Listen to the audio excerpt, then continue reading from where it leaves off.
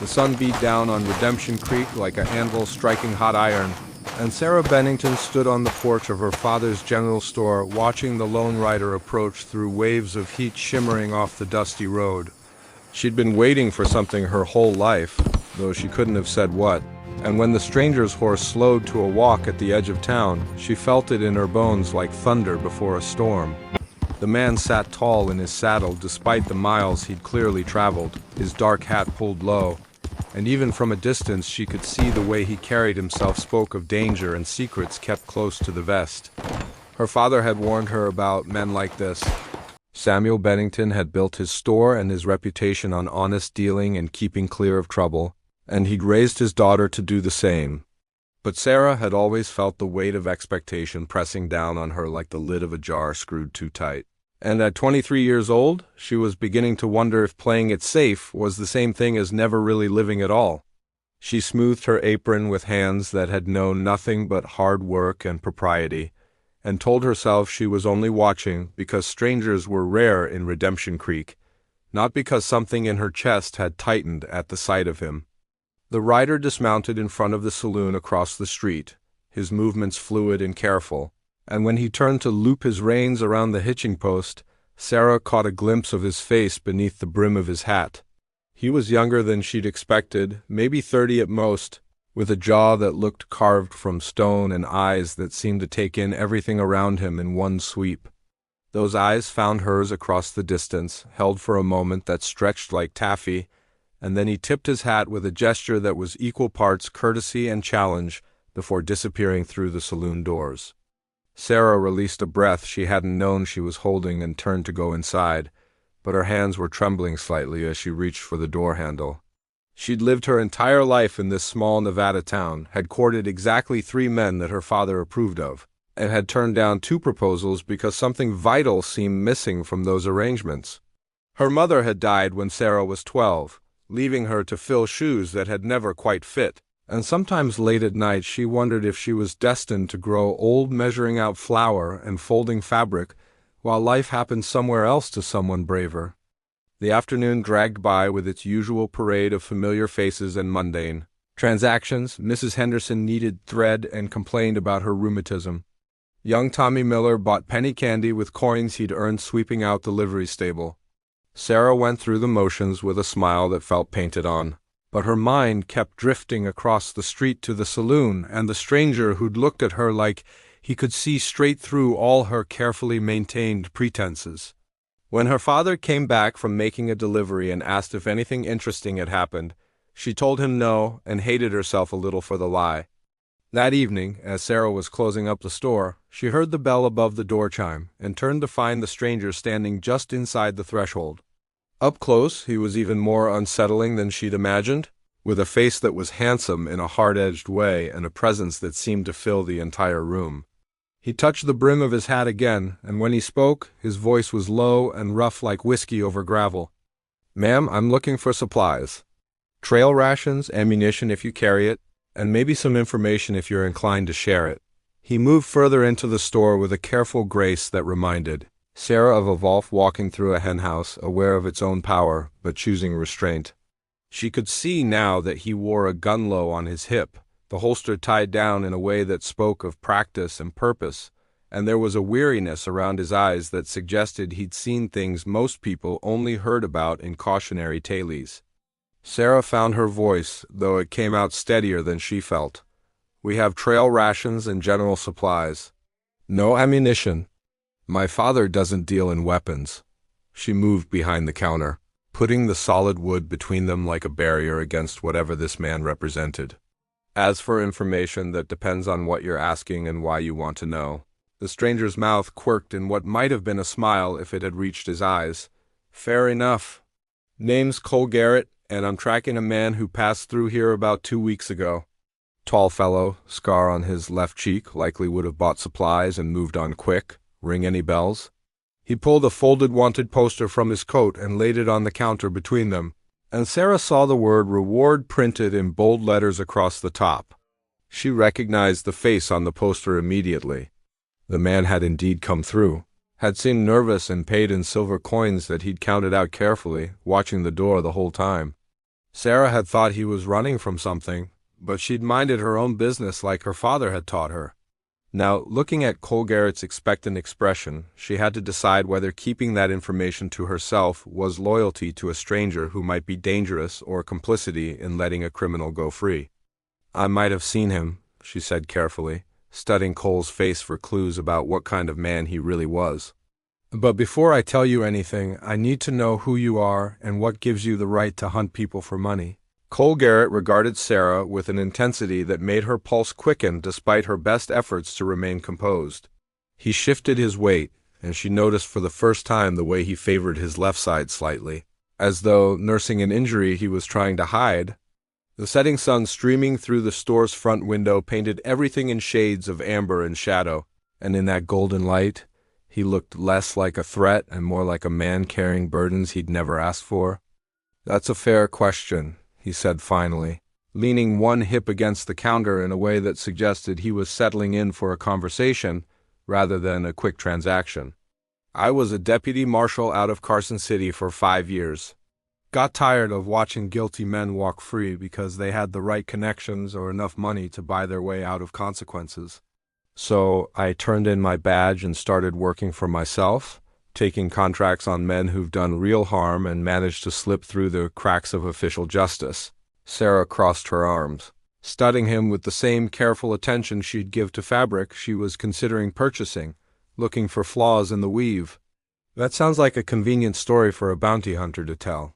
How do I know you're not worse than the men you're chasing? How do I know this poster isn't just an excuse to settle some personal score?" Something flickered in Cole's expression, a momentary vulnerability that disappeared almost before she could register it. "You don't," he admitted. "You've got no reason to trust me, and I respect that you're asking questions instead of just pointing the way. But I can tell you this much. The man on that poster is Frank Doherty, and he's wanted for robbing a stagecoach outside of Virginia City 3 weeks ago.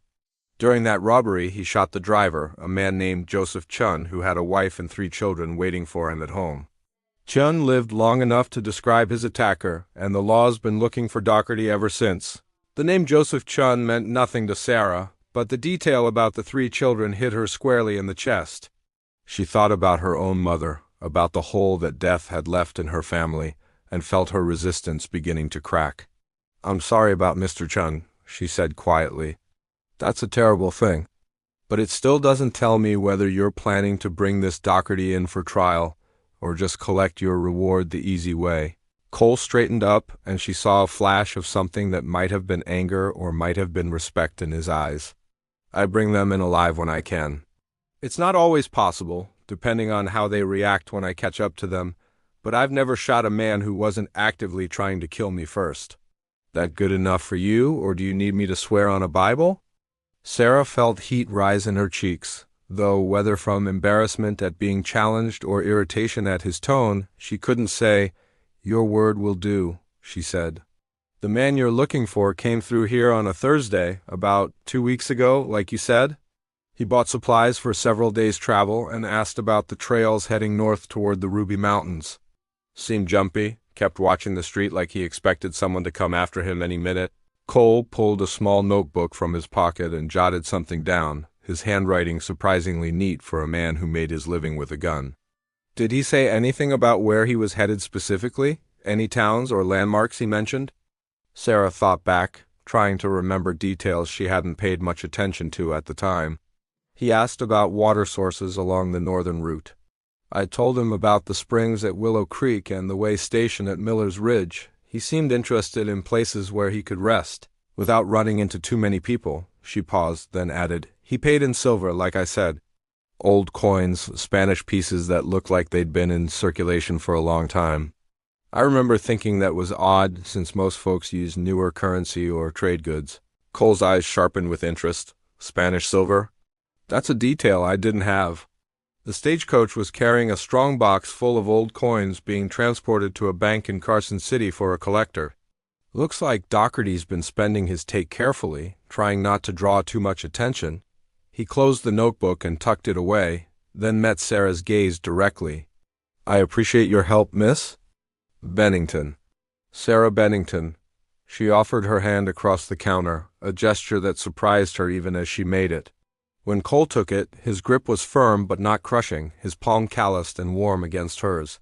The contact lasted a moment longer than strictly necessary, and when they both pulled away, Sarah felt like something had shifted in the air between them. Some invisible line had been crossed that couldn't be uncrossed. "Miss Bennington, I'm obliged to you for the information," Cole said, and his voice had softened just enough that she could hear the man beneath the hard exterior. "I'll pick up those supplies I mentioned and be on my way at first light. Don't suppose there's a decent place to get a hot meal around here?" Sarah found herself answering before she could think better of it. "The hotel dining room serves supper until 8. It's not fancy, but Mrs. Patterson's roast chicken is better than anything you'll find on the trail." She hesitated, then added, "And if you're staying overnight, the rooms upstairs are clean and reasonably priced." Cole nodded, a slight smile finally reaching his eyes. "Sounds like just what I need. I'll come by in the morning for those supplies." He touched his hat brim one more time and turned to leave, but paused at the door. "Miss Bennington?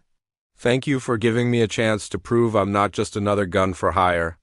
Not many people would have asked the questions you did." After he left, Sarah stood in the growing darkness of the store, listening to the sound of his boots on the wooden sidewalk outside. Her father would be expecting her home for supper soon, but she couldn't seem to make herself move. Something had happened in the last half hour, something that felt significant in ways she couldn't quite articulate. She'd spent her whole life playing it safe, making the sensible choice, keeping herself locked away from anything that might disrupt the careful order of her existence. But Cole Garrett had looked at her like she was more than just the shopkeeper's dutiful daughter, and for the first time in longer than she could remember, Sarah felt like maybe there was something more to her than the role she'd been assigned.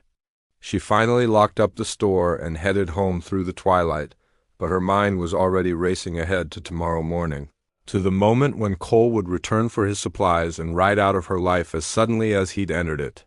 The thought created a hollow feeling in her chest that she tried to ignore, telling herself she was being foolish, that a man like that was nothing but trouble dressed up in a handsome package. But as she set the table for supper and listened to her father talk about his day, Sarah couldn't shake the feeling that she was standing at a crossroads, and the safe path she'd always followed was starting to look less like security and more like a prison of her own making. Sarah barely slept that night, tossing in her narrow bed while moonlight painted silver rectangles on her bedroom floor. She kept seeing Cole Garrett's eyes, the way they'd assessed her, not with the casual dismissal most men showed toward women in small towns, but with genuine attention, as though he recognized something in her that matched something in himself. By the time dawn broke over the eastern mountains, she'd given up on sleep entirely and dressed with unusual care, choosing her best calico dress and braiding her dark hair with fingers that trembled slightly with anticipation she refused to name. Her father noticed her distraction over breakfast, commenting that she seemed miles away, but Sarah deflected with a vague excuse about inventory she needed to complete at the store. The truth was too complicated to explain, and she wasn't sure she understood it herself. How could you tell your father that a stranger had walked into town and somehow made you question everything you'd accepted about your life? How could you admit that you'd been sleepwalking through your days until a bounty hunter with a dangerous profession and wounded eyes had woken something in you that felt like hunger and possibility all mixed together? The morning at the store passed with agonizing slowness. Sarah rearranged displays that didn't need rearranging, swept floors that were already clean, and checked the clock on the wall so many times that she began to feel ridiculous. What was she expecting? Cole Garrett was a man with a job to do, and she was just another helpful citizen who'd pointed him in the right direction. He'd probably already left town, deciding to skip the supplies and make do with what he had rather than waste time on unnecessary stops. But just after 9 o'clock, the bell above the door chimed, and there he was, looking tired but somehow more at ease than he had the previous evening. He'd shaved and changed his shirt, and Sarah noticed details she'd missed before, the intelligence in his dark eyes, the way his mouth curved naturally toward a smile despite whatever hardness his profession had carved into him, the careful way he moved through space as though constantly aware of potential threats. "Morning, Miss Bennington," he said, and there was warmth in his voice that made her stomach flip. "I hope I'm not too early for those supplies." Sarah found her professional composure and began gathering the items he'd requested, filling a canvas bag with jerky, hardtack, coffee, and dried beans. As she worked, she could feel his eyes on her, not in a way that made her uncomfortable, but with a focused attention that made her hyper-aware of every movement she made. When she reached up to pull a tin of peaches from a high shelf, she felt the fabric of her dress pull tight across her shoulders, and heard the small intake of breath that suggested he'd noticed. "That should last you a week or more on the trail," she said, setting the bag on the counter and beginning to tally the cost. "Unless you're planning to be gone longer?" Cole moved closer to examine the supplies, close enough that she could smell the soap he'd used and the faint scent of leather and gunpowder that clung to his clothes. Hard to say tracking a man is more art than science. Could find him in 3 days, could take 3 weeks. Depends on how smart he is and how lucky I am. He pulled coins from his pocket and counted them out onto the counter, his fingers brushing hers when he handed over the last dollar. "Though I'm starting to think maybe staying in Redemption Creek a bit longer wouldn't be the worst thing." The words hung in the air between them, laden with possibility and danger. Sarah knew she should let them pass unremarked, should thank him for his business and wish him well on his journey. Instead, she heard herself say, "What makes you say that?" "I wouldn't have thought a town this small would hold much interest for a man like you." Cole's smile was slow and devastating. "A man like me? And what kind of man do you think I am, Miss Bennington?" Sarah felt heat creep up her neck, but she met his gaze steadily. "The kind who doesn't stay in one place very long. The kind who's more comfortable on the trail than in a town. The kind who probably has a dozen reasons why getting involved with people is a bad idea." She paused, then added with more courage than she knew she possessed, "The kind I should probably stay far away from." Cole leaned against the counter, and his expression shifted into something more serious, more honest than she'd expected. "You're right on all counts. I've been moving from place to place for 3 years now, never staying anywhere longer than it takes to finish a job. And I've told myself 100 times that getting attached to people, to places, to anything that might make me want to stop moving would be a mistake." He reached out slowly, giving her time to pull away, and brushed his fingers along the edge of her hand where it rested on the counter. "But sometimes you meet someone who makes you question all those reasons, who makes you wonder if maybe you've been running from the wrong things." Sarah's heart was pounding so hard she was sure he could hear it. Every sensible thought in her head was screaming at her to step back, to put distance between herself and this man who represented everything her father had warned her against. But there was another voice, quieter but more insistent, that was telling her this moment mattered, that some chances only came once and letting them pass meant living with regret that would taste like ashes for the rest of her days. "Mr. Garrett," she began, but he shook his head. "Cole, please, Mr. Garrett was my father, and he was a hard man who died angry at the world. I'd prefer not to be reminded of him." "Cole, then," Sarah said, and his name felt strange and intimate in her mouth. "I don't know what you think you see in me, but I can promise you it's probably not as interesting as you imagine. I'm just a shopkeeper's daughter in a town so small most maps don't bother listing it. I've never been more than 50 miles from where I was born. My life is about as far from yours as it's possible to get." Cole's thumb traced a small circle on the back of her hand, and the simple touch sent shivers up her arm. "Maybe that's exactly why it matters. I've spent 3 years around the worst kind of people, hunting men who'd kill you for the coins in your pocket and not lose a minute's sleep over it. I've slept on hard ground and eaten cold beans and wondered more than once if I'd see another sunrise. And then I ride into this town, and there you are, standing on that porch like something out of a life I gave up believing I could have." He pulled his hand back, and she felt the loss of contact like a physical ache. "But you're also right that I'm not the kind of man your father would approve of, and I've got no business standing here trying to charm a woman who deserves better than what I can offer." Sarah wanted to argue, wanted to tell him that she was tired of doing what her father approved of, tired of being good and sensible and safe. But before she could find the words, the door opened behind Cole, and her father walked in carrying a crate of goods he'd picked up from the freight office. Samuel Bennington was a shrewd man who'd built his business on reading people accurately, and Sarah watched his expression shift from pleasant surprise at finding a customer to suspicion as he took in the tableau. His daughter and a strange man standing close together, hands that had clearly just pulled apart. An atmosphere in the store that felt charged with something he couldn't quite identify but didn't like. "Sarah, who's this?" her father asked, setting down the crate with more force than necessary. Cole stepped back and extended his hand with perfect courtesy. "Cole Garrett, sir. I was just purchasing some trail supplies from your daughter. She's been very helpful." Samuel shook his hand briefly, his eyes moving between Cole and Sarah with an assessing look that made her feel 16 again, caught doing something she shouldn't. "Garrett? That name familiar. You're that bounty hunter staying at the hotel, aren't you? I heard you were asking questions about Frank Doherty." "Yes, sir. Your daughter provided some useful information about his passage through town. I'll be heading out shortly to track him north." Cole picked up his bag of supplies, and Sarah noticed the way he'd shifted subtly, putting more distance between them, his whole demeanor becoming more formal and less personal. Samuel nodded slowly. "Well, I hope you find him. Man like that shouldn't be allowed to keep hurting innocent people, but I'll thank you to conduct your business and move along. We're simple folks here, and we prefer not to get too involved with that kind of trouble." The dismissal was clear, and Sarah felt anger flare in her chest at being managed like a child. But Cole simply tipped his hat to both of them and headed for the door. Just before he left, he turned back and met Sarah's eyes one last time. "Thank you for your help, Miss Bennington.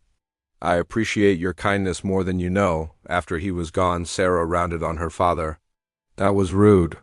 He was a paying customer and he's trying to bring a criminal to justice." Samuel's expression was stern. "That man is dangerous, Sarah. I saw the way he was looking at you, and I saw the way you were looking back. Men like that are nothing but heartbreak waiting to happen. They live hard lives and die young, and they leave destruction in their wake. You don't know anything about him." Sarah protested, knowing even as she spoke that her father was probably right, but unable to let it go unchallenged. "I know enough. And I know my daughter well enough to see when she's about to make a mistake that could ruin her life." Samuel's voice softened slightly. "Sarah, honey, I know this town feels small sometimes. I know you wonder about what's out there beyond these streets. But trust me when I tell you that man is not the answer to whatever you're looking for. He'll be gone in a day or two, and you'll still be here, and that's how it should be." Sarah spent the rest of the day in a fog of frustration and longing that she couldn't shake. Her father's words echoed in her mind, sensible and protective, but they felt like walls closing in rather than wisdom to be heeded. She'd been dutiful her whole life, had followed the rules and met expectations, and where had it gotten her? At 23, she was still living in her father's house, still working in his store, still waiting for a life that seemed to be passing her by while she stood safely on the sidelines. That evening, after supper, Sarah told her father she was going for a walk to clear her head. He gave her a searching look but nodded, and she knew he trusted her to make the right choice. The weight of that trust felt heavier than it ever had before as she stepped out into the cooling night air and let her feet carry her toward the hotel where Cole was staying. She found him sitting on the porch, cleaning his gun with methodical care in the lamplight that spilled through the hotel windows. He looked up when her footsteps reached the bottom of the stairs, and something like hope flickered across his face before he carefully neutralized his expression. "Miss Bennington, this is a surprise." He set aside the gun and stood, his movements cautious, as though approaching a wild thing that might bolt at any moment. Sarah climbed the steps and stood facing him, her heart hammering but her voice steady. "I need to know something, and I need you to be honest with me. Was what you said this morning real, or were you just flirting with the shopkeeper to pass the time?" Cole's jaw tightened, and she saw him wrestling with something internal before he answered. "It was real. More real than I wanted it to be, if I'm being completely honest. I came into your store looking for information, and instead I found someone who made me remember what it felt like to want something besides the next bounty, the next town, the next empty hotel room." He took a step closer and his voice dropped lower. "But your father was right, Sarah. I am dangerous, not because I'd ever hurt you, but because I can't offer you anything except heartache and uncertainty." In a few days, I'll ride out of here and you'll never see me again. That's how my life works. Sarah had come prepared for this argument, had spent hours thinking about what she would say. What if I don't want the life everyone thinks I should have?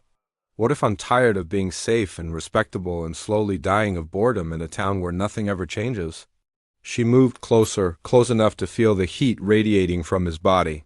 What if I want one thing that's real and dangerous and mine, even if it only lasts a few days? Cole's control visibly wavered. You don't know what you're asking. I've seen too much, done too much. I'm not the romantic figure you might be imagining. I'm just a man trying to make something meaningful out of a life that went sideways years ago. Then tell me. Sarah challenged, surprising herself with her boldness. Tell me what made you leave the marshal's service. Tell me what you're really running from. Stop treating me like some delicate flower who can't handle the truth. Cole studied her for a long moment, then gestured to the chairs on the porch. Sit down. If you really want to know, I'll tell you, but it's not a pretty story. They sat, and Cole stared out at the darkened street as he began to speak. 5 years ago, I was a deputy marshal, like I told you. I believed in the law, believed in justice, believed that if you followed the rules and did your job, the good guys would win. Then I arrested a man named Jack Holloway for murder. Had witnesses, had evidence, had everything I needed to put him away for life. His hands clenched on the arms of the chair. But Holloway had connections, had money, had all the right friends in all the right places. By the time the trial started, my witnesses had changed their stories or disappeared. The evidence got lost. And Holloway walked out of that courtroom a free man, smirking at me like it had all been a game he'd won. Sarah waited, sensing there was more, and after a moment, Cole continued. 2 weeks later, Holloway tracked down my partner, a good man named David Morrison, who had a wife and a baby girl. He killed David, left him in the street like garbage, and when I went after him, I found out that half the people I'd trusted, including my own captain, had been in Holloway's pocket the whole time. His voice had gone flat, emotionless in the way of someone recounting trauma they'd had to wall off to survive. I turned in my badge that day. Tracked Holloway myself. Brought him in alive, though every part of me wanted to put a bullet in him.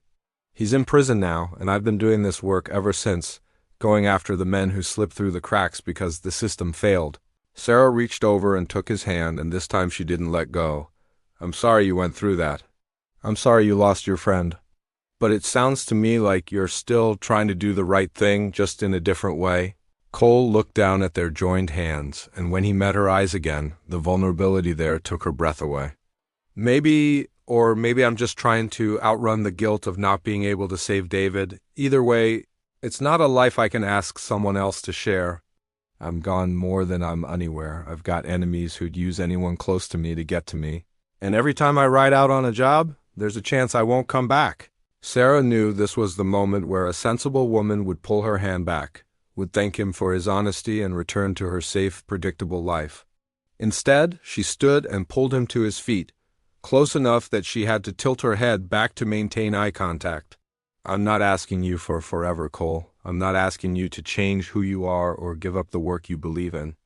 But you said you'd be in town another day or two while you prepare to head north. Is it really so terrible that I want to spend that time getting to know you? That I want to feel something real for once in my life, even if it's temporary? Cole's resistance crumbled. He lifted one hand and cupped her face with a gentleness that contradicted everything about his rough profession. You're going to break my heart, Sarah Bennington. I can feel it already happening, and I don't even care. Then he kissed her, and the world narrowed down to the pressure of his mouth on hers, the solid warmth of his chest beneath her palms, the way her entire body seemed to come alive under his touch.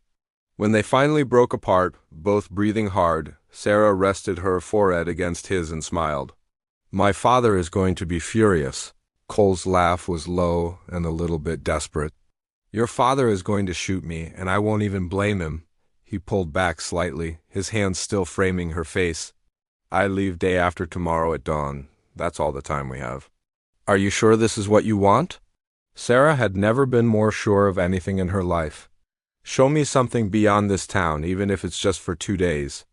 Make me feel like I'm living instead of just existing. That's all I'm asking. They spent the next day together in ways that Sarah knew would fuel gossip for months but couldn't bring herself to care about. Cole took her riding out into the hills beyond town, showing her vistas she'd never bothered to explore, even though they'd been there her whole life. They talked for hours, sharing stories and dreams and fears with the kind of honesty that comes when both people know time is limited.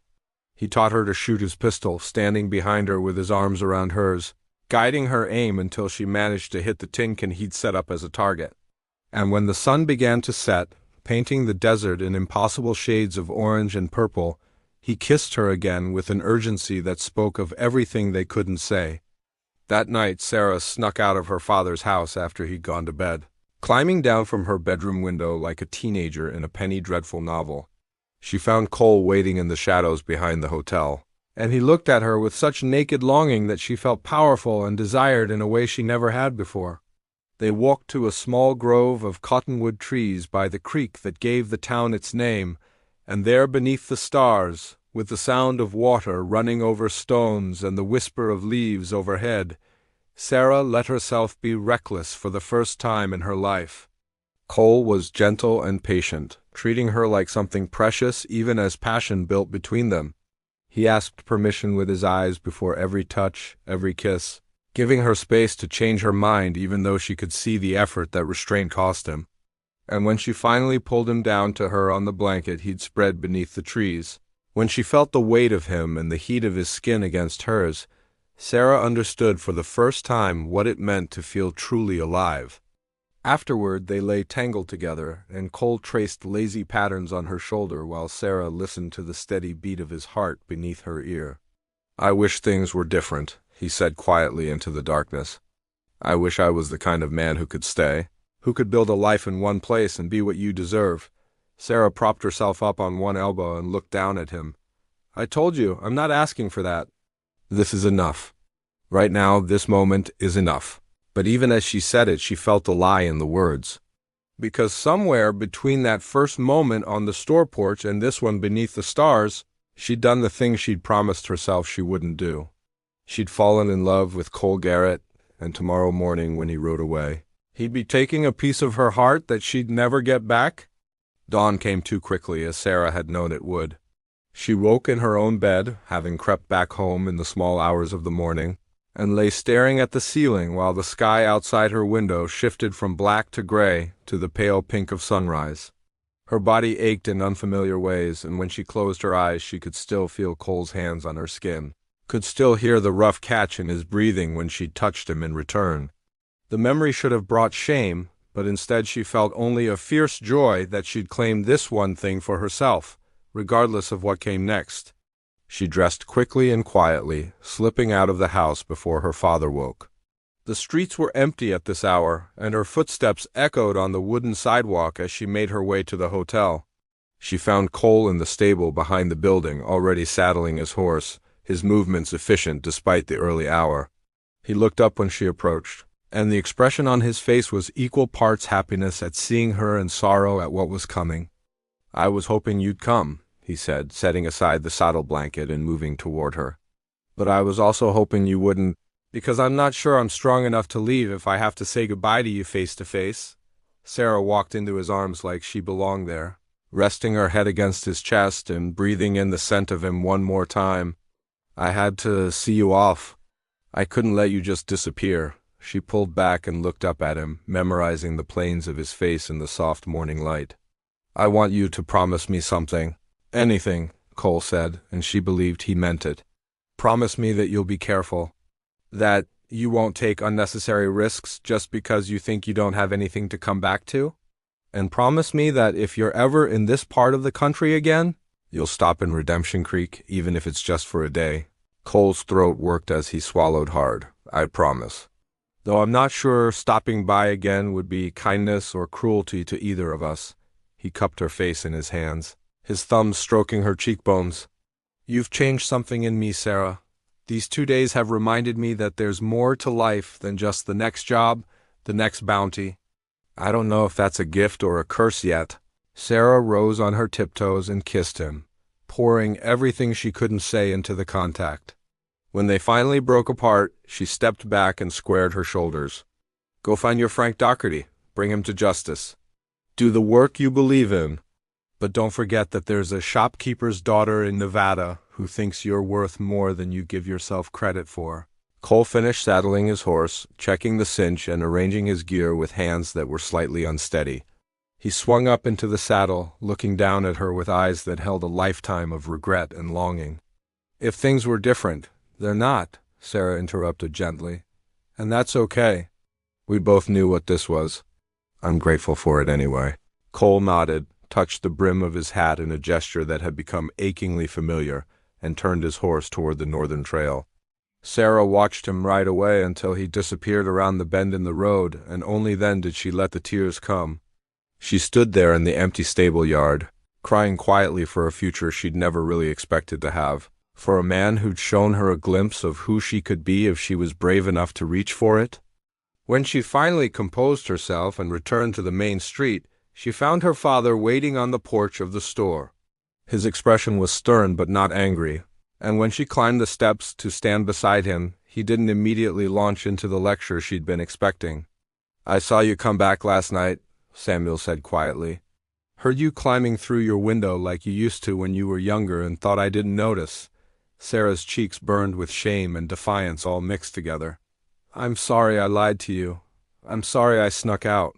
"But I'm not sorry for what I did." Samuel sighed deeply. "I should be furious with you. I should forbid you from ever speaking to a man like that again. But you're 23 years old, Sarah, and I've kept you close for too long, trying to protect you from the same kind of heartbreak your mother went through when she was young." He looked at her with sad wisdom in his eyes. "Did he hurt you?" "No," Sarah said firmly. "He was nothing but kind and honest with me." We both knew he was leaving. We both knew it couldn't be more than it was. But it was real, Papa, and it was mine, and I needed that more than I needed to be safe. Samuel put his arm around her shoulders and pulled her close. "Your mother once told me that the biggest regret of her life was all the things she didn't do because she was afraid. She made me promise that if we had children, I'd raise them to be braver than she'd been. I think maybe I forgot that promise along the way. Got so focused on keeping you safe that I forgot you needed to live too." They stood together in silence for a while, watching the town wake up around them. Sarah felt the grief of Cole's departure settling into her bones, becoming part of her story, part of who she would be going forward. But underneath the sadness was something else too, a kind of confidence she'd never felt before. A knowledge that she was capable of making her own choices and living with the consequences. The weeks that followed were harder than Sarah had anticipated. She threw herself into work at the store, took on new responsibilities, and started making small changes that her father seemed surprised but pleased by. She rearranged displays to be more appealing, started stocking new items she thought would sell well, and began keeping more detailed records of inventory and sales. The townspeople gossiped about her indiscretion with the bounty hunter, but Sarah found she didn't care as much as she would have expected. She'd tasted something real, and their judgment couldn't take that away from her. 2 months after Cole left, Sarah received a telegram from Carson City. Her hands shook as she opened it, and the clerk at the telegraph office watched with undisguised curiosity as she read the brief message. "Doherty in custody. Trial next month would mean everything if you could attend." Ticket enclosed Cole. Sarah stared at the telegram for a long time, her mind racing. Going to Carson City would mean leaving the store, leaving her father, stepping into a world she'd never experienced. It would mean facing Cole again and all the complicated feelings that came with him. The safe choice would be to send a polite telegram declining the invitation, to stay in Redemption Creek where life was predictable and she knew her place. She looked up at the telegraph clerk. "Can I send a reply?"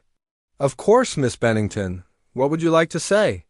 Sarah took a deep breath and felt something inside her chest expand, like wings unfurling after being folded too long. "Tell him I'll be there, and add that I'm bringing my father if he'll come." 3 weeks later, Sarah stood in a Carson City courtroom, dressed in her best traveling suit, watching Cole testify about the capture of Frank Doherty. He was professional and composed on the stand, giving his account with the kind of detail that spoke to his experience as both a lawman and a tracker.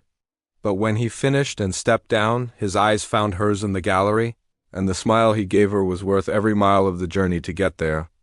The trial lasted 3 days, and Doherty was convicted based on Cole's testimony and the evidence he'd gathered. On the final evening, Cole took Sarah and her father to dinner at the best restaurant in town, and Samuel surprised them both by actually seeming to enjoy the bounty hunter's company once he got to know him better. Over roasted duck and wine that was finer than anything Sarah had ever tasted, Cole talked about his plans for the future. "I've been thinking about what you said," he told Sarah, his hand finding hers under the table. "About taking unnecessary risks, about having something to come back to. And I realized that maybe it's time to stop running, time to figure out what kind of life I actually want instead of just reacting to what happened years ago." Samuel cleared his throat. "What exactly are you saying, Mr. Garrett?" Cole met the older man's eyes steadily. "I'm saying that I'd like your permission to court your daughter properly, sir.